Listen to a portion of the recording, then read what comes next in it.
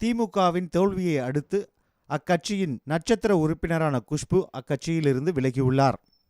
கட்சியில் தனக்கு போதிய அங்கீகாரம் கிடைக்கவில்லை என்று மறைமுகமாகவும் தனது அறிக்கையில் தெரிவித்துள்ளார். குஷ்பு வெளியிட்டுள்ள அறிக்கையில், என்னை தங்களின் இல்லத்தில் ஒருத்தியாகவே ஏற்றுக்கொண்ட அன்புள்ளம் கொண்ட தமிழ் மக்களுக்கு சேவை செய்ய வேண்டும் என்ற ஒரே நோக்கத்தோடு கழக உறுப்பினராக பொது வாழ்வில் என்னை ஈடுபடுத்திக் கொண்டேன்.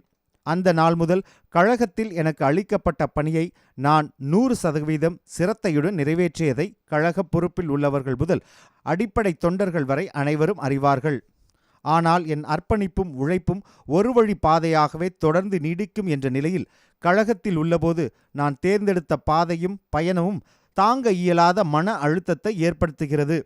ஆகவே திராவிட முன்னேற்றக் கழகத்திலிருந்தும் அதன் அடிப்படை உறுப்பினர் என்ற நிலையிலிருந்தும் விலகுவது என்ற முடிவை கனத்த இதயத்துடன் மேற்கொள்கிறேன். இவ்வாறு தனது அறிக்கையில் குஷ்பு தெரிவித்துள்ளார்.